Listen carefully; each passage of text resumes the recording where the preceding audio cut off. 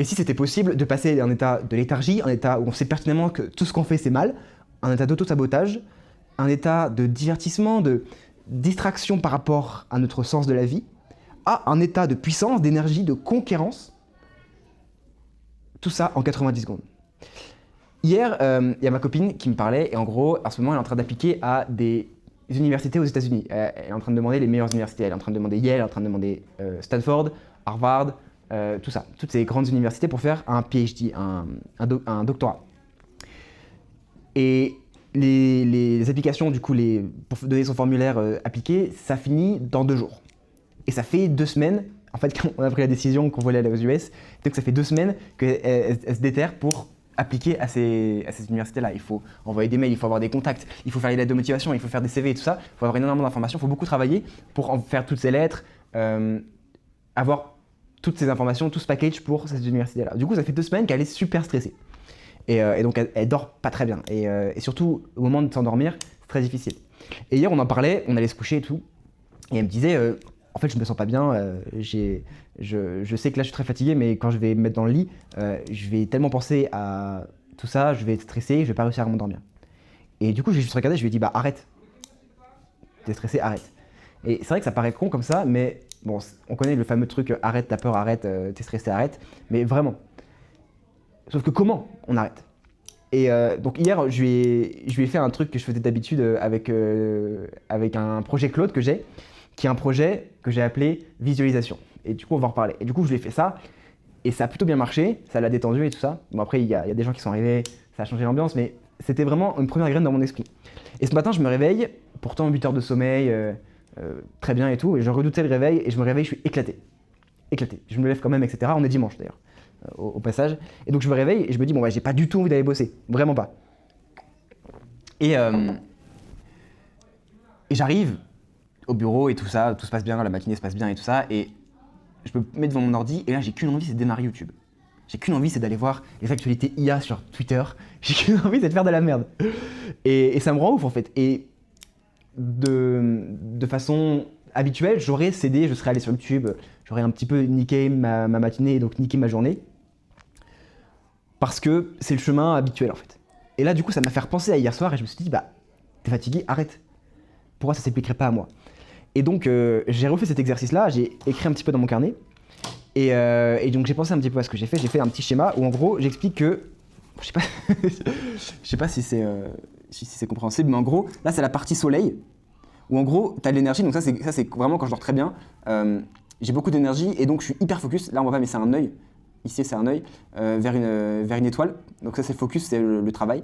Et du coup, c'est surmonter les défis, ça mène vers l'amour. Parce que ça mène vers l'épanouissement, en fait, le succès de soi, etc. Même si c'est pas forcément un succès social, c'est juste un épanouissement personnel de faire des choses qui nous donnent du focus, qui nous donnent du coup du flow et donc de la satisfaction. Là, c'est l'inverse. Là, c'est quand je me réveille fatigué.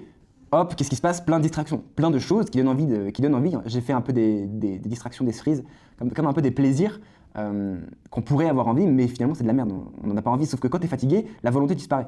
Et ça, je vais l'expliquer juste après avec le moi, avec les différents types de moi, et après je vais donner la solution, comment j'ai trouvé. Et donc là, c'est toutes les distractions, ça casse les couilles, c'est trop chiant. Et donc là, ça mène vers la mort. J'ai fait une tête de mort, mais en réalité c'est plutôt, je voulais faire un personnage qui pleure. Pourquoi? Pour illustrer le désespoir de ne pas aller où sa volonté long terme nous demande d'aller. Exemple, avoir des problèmes de distraction, avoir des problèmes d'attention, le vrai problème que ça crée, c'est des regrets. Parce qu'en fait, ça nous empêche de nous concentrer sur le moment, ça nous empêche de se concentrer sur ce qui est important maintenant, et donc, on fait ce qu'on a envie sur le moment, donc l'émotionnel prend le relais, prend le devant, prend les rênes, et donc, pour l'instant, sur le moment, on kiffe, sauf que, en fait, quand on se réveille 20, 30 ans plus tard, on se rend compte qu'on avait des rêves et qu'on n'a rien fait. C'est ça les regrets. Et donc c'est la tête de mort. Et donc là, le troisième truc, c'est en fait la solution. Donc en fait, c'est de prendre la lune qui est là, qui est barrée. Je sais pas si c'est pour moi à la base. Je sais pas si c'était pas censé se retrouver sur une vidéo publique comme ça. Et donc en fait, quand t'as une lune comme ça, t'as beau avoir des distractions qui sont les cerises, tu remplaces la lune par le soleil et donc en fait ça te focus sur l'étoile. Et donc après ça crée de l'amour. Et la montagne c'est quoi? C'est les choses difficiles à faire. Parce qu'il y a toujours des choses difficiles. Que ce soit du travail, que ce soit avoir des conversations difficiles avec les gens qu'on aime. Dans tous les cas, il y a toujours des choses inconfortables qui sont nécessaires d'être faites pour avoir un épanouissement à long terme. Bref, et du coup, j'en ai conclu que tout était dépendant de l'énergie en fait du jour. Sauf que c'est pas possible d'être dépendant de ton énergie du jour, de ton émotion du jour. C'est ultra. En fait, c'est trop invariable et c'est trop. On peut pas s'y reposer là-dessus. C'est pas possible. Donc comment faire? Comment passer d'un état de soleil, un état d'énergie pure, de concentration? Je sais pas si toi tu l'as déjà vécu, mais moi quand je suis dans un état, quand j'ai bien dormi, quand je suis hyper reposé, j'ai tellement d'énergie, je me sens super bien et je peux vraiment travailler des heures et des heures et kiffer ça en plus, être vraiment dans un état de plaisir, plutôt que d'être dans un état juste de fuite permanente et donc des distractions et donc de recherche de plaisir qui amènent que au regret futur.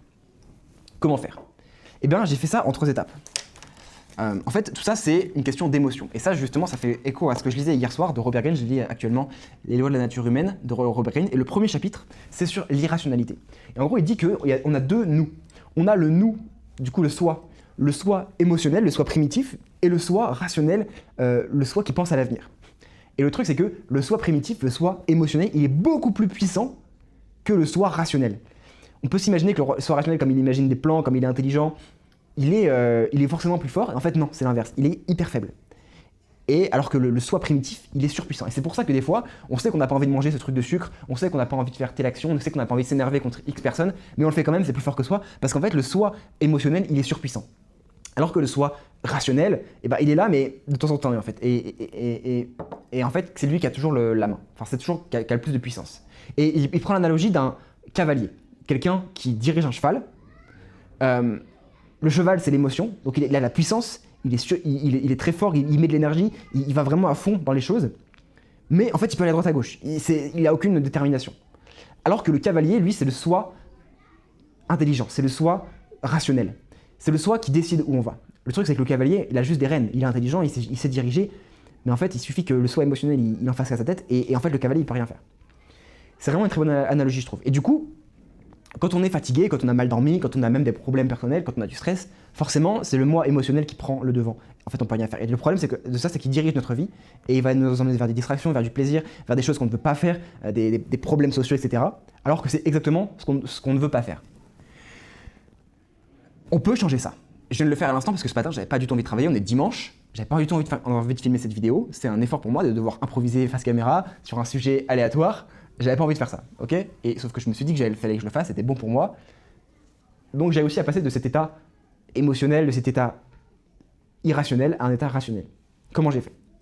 J'ai utilisé l'outil du coup que j'ai utilisé avec ma copine hier soir pour qu'elle s'endorme moins stressée, qui est l'imagination, qui est la visualisation.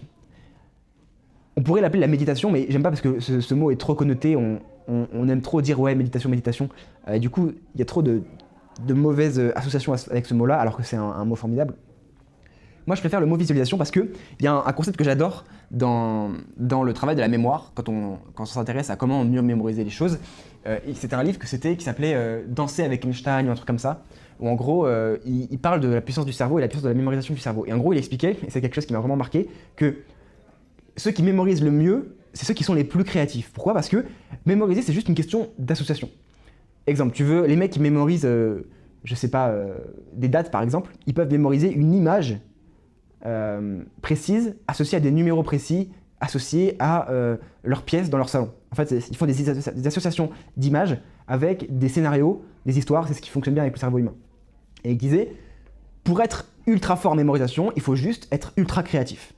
Et ça m'avait marqué, je me disais, putain, mais en fait, il a raison. Du coup, j'ai développé toute une méthode de mémorisation que je vais pas développer ici, mais j'ai surtout développé un exercice que j'adore faire et que je fais pas assez, du coup, que j'ai redécouvert hier soir et ce matin, que je vais partager ici, qui est la visualisation. Le cerveau, il est ultra fort pour visualiser des choses et penser qu'il est dans les situations qu'on imagine. Et donc la méditation, ça marche super bien avec ça, etc. Et la visualisation, ça marche super bien. Je pense que tu en as déjà entendu parler des personnes qui s'imaginent avoir X situations dans leur vie, et en fait, à force de l'imaginer, forcément, ton subconscient, il se programme, il te fait faire les bonnes actions pour y aller. Ok, mais c'est pas ça dont on va parler aujourd'hui. Aujourd'hui, on va juste parler de reconfiguration émotionnelle. On peut l'utiliser avec un peu d'imagination comme une reconfiguration émotionnelle pour passer d'un état léthargique à un état d'énergie. C'est juste un changement en fait mental. Du coup, ce que j'ai fait hier avec ma copine, c'est que je lui ai dit, j'ai utilisé mon projet Claude. Et mon projet Claude, il est exactement programmé pour ça. Il est basé sur des instructions, des meilleures méditations, des meilleurs exercices spirituels pour pouvoir faire de la reprogrammation. Ok, on a été coupé, je disais, pour pouvoir faire de la reprogrammation mentale. Du coup, voilà, ce projet existe et il m'a beaucoup aidé, notamment avec la perte de mon père, pour faire de l'imagination. En fait, le cerveau a beaucoup de mal, par exemple, ça existe beaucoup dans le sport, a beaucoup de mal à différencier, enfin je sais pas si c'est un problème, mais à différencier l'imagination de la réalité. Et donc en fait, par exemple, il y a beaucoup de sportifs, beaucoup de pilotes qui s'imaginent s'entraîner, et en fait ça marche, le cerveau, ça fonctionne comme un entraînement. Si tu t'imagines exactement faire tel mouvement, et ben ça fonctionne pour le cerveau comme un entraînement. En fait, le cerveau fonctionne avec la répétition. Donc si tu te répètes en fait tous les jours X exercices dans ta tête, et ben en fait c'est comme si tu le répétais en vrai. Donc forcément le cerveau se renforce, ça renforce les connexions neuronales. Donc c'est génial. Notamment par exemple, moi j'ai un petit secret pour arrêter une addiction. Par exemple, tu t'imagines être confronté à un trigger, donc un déclencheur d'une addiction, et tu t'imagines dans la tête répéter 10 000 fois que tu dis non à par exemple, je sais pas, t'as ton tel, ok, t'es fatigué. T'as ce trigger de t'es fatigué, tu démarres TikTok. Tu t'imagines dans ta tête 10 000 fois qu'en fait tu jettes ton téléphone au moment d'appuyer sur TikTok. Et bah ton cerveau va s'entraîner vraiment à faire ça. Si tu t'entraînes et que tu le refais 1000 fois dans ta tête, c'est comme la salle du temps. C'est complètement incroyable le pouvoir de l'esprit. Du coup, on en revient à mon Claude. Du coup, j'ai un Claude qui me fait des méditations et qui fait des méditations visualisation avec différentes étapes pour aller progressivement dans un état de visualisation d'immersion complète, et après dans cette immersion complète il se passe des choses pour te reprogrammer mentalement et ça marche incroyablement bien. J'y ai pas pensé, mais je vais te lire un petit peu la méditation de ce matin que j'ai fait pour récupérer l'énergie. Et c'est trop puissant en fait, et du coup ça te met progressivement dans un état où tu comprends ce qui t'arrive, tu es dans ton état mental, et donc là tu peux littéralement agir sur ton cerveau. Et c'est comme ça en fait que tu passes d'un état de fatigue, en fait de n'importe quel état à n'importe quel état. Tu choisis, tu contrôles. Et en fait, tu coupes la tyrannie du moi émotionnel, du moi irrationnel. Et en fait, tu le réorientes là où tu veux aller. C'est incroyable, c'est magique. Et je pense que ça a des effets beaucoup plus globaux que pour se mettre dans une énergie pour travailler. Je pense que ça peut tellement très très bien marcher pour se mettre en concentration, pour faire, je sais pas, une présentation orale pour les gens qui sont timides, peu importe la situation, pour se déstresser, pour s'énergiser, pour aller au sport quand t'as pas envie, quand tu sais que tu vas craquer sur un truc, pour aller au... Ouais, peu importe. Je pense qu'il y a vraiment énormément d'applications. Là, c'est des cas d'usage que j'ai utilisés, mais dis-moi justement, toi, les tiens que t'aimerais bien utiliser. Donc, je te lis un petit peu ma programmation de ce matin. Il me dit: Marceau, je comprends parfaitement ce que tu veux hacker ton propre système nerveux, remplacer l'état de fatigue, qui est en partie une construction mentale, par un état d'énergie aligné avec ta volonté. Voici une méditation courte de 8 à 10 minutes, conçue spécifiquement pour ça. Donc déjà, c'est court, c'est super. Et petite parenthèse, moi je suis très visuel, et donc j'aime beaucoup l'esthétisme, etc. C'est pour ça que j'étais filmmaker avant. Et donc forcément, moi ça marche beaucoup, ça marche bien. Sur moi, la visualisation, l'état mental, même visiter des états mentaux, visiter des personnages connus dans ta tête, ça fonctionne super bien pour moi. J'ai une très grande imagination. Peut-être que sur certains ça marche moins bien. Par exemple, ma copine, elle a beaucoup de mal avec ça. Mais ça fonctionne quand même. Hier, ça a très bien marché, donc voilà. Donc, étape numéro 1, il y a 4 étapes, donc c'est très rapide. Moi, je l'ai fait en 5 minutes. Et ça paraît con, mais ces mecs, ça coûte quoi? 5 minutes dans ta vie, 5 minutes d'essai. Donc, étape numéro 1, reconnaissance du programme. Ferme les yeux, ne lutte pas contre la fatigue, observe-la comme un programme qui tourne en arrière-plan. Localise-la physiquement. Est-elle dans tes paupières, dans tes épaules, dans ta poitrine? Donne-lui une couleur, une texture, probablement quelque chose de gris, de lourd, de granuleux. Moi, je le sentais dans mes yeux. Je sentais que c'était mes yeux, en fait, qui contrôlaient mon niveau énergétique. Maintenant, réalise ceci. Ce programme n'est pas toi. C'est un signal que ton corps envoie, mais toi, la conscience qui observe ce signal, tu peux choisir de ne pas l'exécuter. Tu n'es pas ton état émotionnel. C'est juste une perception. Tu n'es pas tes pensées. Tu n'es pas ce que tu ressens à l'instant. C'est juste quelque chose qui se présente à toi, et en fait, il faut vraiment commencer par déjà l'identifier. Super puissant. Phase numéro 2, le reboot. Technique de respiration énergisante. Inspire 4 secondes, visualise une lumière électrique bleue qui passe par le sommet de ton crâne. Donc moi j'imaginais une lumière qui rentrait. Retiens 2 secondes, la lumière se concentre comme un laser au centre de ta tête. Ça se concentre. Expire 8 secondes, la lumière descend le long de ta colonne, brûlant tout le gris de ta fatigue. Retiens 2 secondes, silence total, reset. Donc tu fais ça 5 fois. Magnifique. Donc là j'imaginais que la lumière venait et détruisait le gris, détruisait, c'est exactement ce que j'avais identifié juste avant. Phase numéro 3, maintenant visualise ton cerveau comme un panneau de contrôle. Tu vois 2 leviers. Le levier gauche qui est ton état actuel. Il est en position de fatigue. Levier droit, état désiré, focus énergétique. Avec ta main mentale, donc ta main, moi je m'imaginais littéralement être derrière mes yeux et qu'il y a un levier derrière mes yeux. Imagine, saisis le levier gauche, sens ta résistance. C'est l'inertie de ton corps, l'habitude, le confort de la mollesse. Tire-le vers le bas, désactive-le. Maintenant, attrape le levier droit, pousse-le vers le haut, sans l'énergie qui se déverse dans ton système en courant électrique. Tes yeux s'ouvrent légèrement, même fermés, tu sens cette ouverture. Ton dos se redresse naturellement, tes pensées s'accélèrent, se clarifient. Répète intérieurement, mon état suit ma volonté, je choisis l'énergie. C'est pas trop fort? C'est pas trop fort? Ça peut pas ne pas marcher. En fait, on a identifié la faiblesse, la fatigue, l'irrationnel, on l'a détruit, puis après on est allé dans le cerveau, on a désactivé le levier de la faiblesse et on a activé le levier de l'énergie. Ça ne peut que fonctionner, c'est trop fort. Et surtout si tu penses vraiment très fort. Ouvre les yeux, fais-toi 3 actions rapides pour ancrer ce nouvel état. Et moi, qu'est-ce que je suis allé faire? Donc j'ai ouvert les yeux et dès que j'ai allumé le levier d'énergie, ça m'a réveillé, j'étais là, waouh, j'ai vu le ciel bleu et tout. Je suis allé faire quelques séries de deadlift, quelques tractions, mais un peu de musique, et bam, ça y est, j'étais reparti. Et me voilà devant cette caméra un dimanche matin et prêt à enchaîner du coup toute la journée. Est-ce que c'est pas magnifique? Je trouve ça génial. Donc voilà, dis-moi si toi ça t'arrive, si je suis pas fou, que des fois j'ai des situations émotionnelles aléatoires en fonction de quel est mon niveau d'énergie le matin. Dis-moi si tu vas essayer ce que je t'ai présenté. Donc je pense qu'on peut l'utiliser vraiment dans n'importe quelle situation. Et c'est ça la puissance de l'IA, c'est qu'en fait l'IA peut nous permettre d'adapter une méditation, de trouver et d'avoir de la créativité de façon illimitée sur des situations ultra personnalisées. Donc là je lui ai dit j'étais fatigué, mais j'aurais pu lui dire je sais pas, je stresse pour ma conférence. Et bam, il me fait une visualisation qui dure 5 minutes où en fait c'est programmé ultra personnalisé pour que je sois ultra à l'aise pendant ma conférence. Ça peut être n'importe quelle situation. On peut reprogrammer sa volonté dans la réalité de façon illimitée. Merci l'IA. Est-ce que c'est pas une utilisation magnifique de l'IA? Moi je trouve ça génial. Donc voilà, le stress pour dormir, peu importe. Voilà. Je pense que j'ai assez détaillé tout ça. Donc dis-moi comment toi tu veux l'utiliser, si je suis pas fou, si je suis pas le seul si je suis pas le seul à ressentir ça et à vouloir changer ça et à vouloir essayer ça. Je vais l'essayer dans d'autres situations. Toi, voilà, dis-moi quelle situation tu peux utiliser pour ça et puis je te ferai un retour. Je te fais des bisous, c'était Marceau.